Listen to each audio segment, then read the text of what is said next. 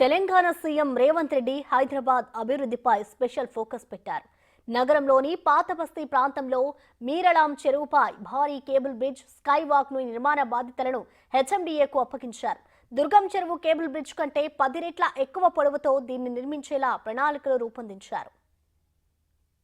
తెలంగాణ రాష్ట్రంలో ప్రజాప్రభుత్వం ఏర్పడిన అనంతరం రాష్ట్ర ముఖ్యమంత్రి రేవంత్ రెడ్డి అయితే హైదరాబాద్ నగరాన్ని విశ్వనగరంగా తీర్చిదిద్దడం లక్ష్యంగా చాలా రకాలైనటువంటి అభివృద్ధి పనులకు శంకుస్థాపన చేయడం జరుగుతోంది. ముఖ్యంగా మనం చూసినట్లయితే హైదరాబాద్లో మెట్రో రైలు పునరుద్ధరణ పనులే కానీ, అదేవిధంగా హైదరాబాద్లో మనం మూసీ రివర్ డెవలప్మెంట్ ప్రాజెక్టుతో పాటు హైదరాబాద్ ప్రజలకు ఆహ్లాదాన్ని కలిగించేందుకైతే చాలా రకాలైనటువంటి అభివృద్ధి పనులకు శంకుస్థాపన చేస్తూ ఉన్నారు. ముఖ్యంగా మనం చూస్తే రానున్న రోజుల్లో హైదరాబాద్ మహానగరంలో మరొక కేబుల్ బ్రిడ్జ్, స్కై వాక్తో కూడినటువంటి కేబుల్ బ్రిడ్జ్ నిర్మాణానికి అయితే రాష్ట్ర ప్రభుత్వం యోచనలు చేస్తూ ఉంది. దానికి సంబంధించి హెచ్ఎండిఏకి సంబంధించినటువంటి ఒక కేబుల్ బ్రిడ్జ్ నిర్మాణానికి అయితే అధికారులకు ఇప్పటికే ఆదేశాలు జారీ చేయడం జరిగింది. హైదరాబాద్లో ఉన్నటువంటి నేషనల్ హైవే 44 మీరాలం చెరువు దగ్గరనైతే 6 లైన్లతో కూడినటువంటి కేబుల్ బ్రిడ్జ్ నిర్మాణాన్ని శంకుస్థాపన చేసేందుకైతే రాష్ట్ర ప్రభుత్వం శ్రీకారం చుడుతూ ఉంది మనకు తెలుస్తూ ఉంది. దీనికి సంబంధించి ఇక్కడ నిర్మించబోయేటువంటి యొక్క కేబుల్ బ్రిడ్జ్ ఏదైతే ఉందో ఇటు మీరాలం చెరువు వద్ద NH44 నుంచి మొదలుకొని చింతల్మేట్ వరకు కూడా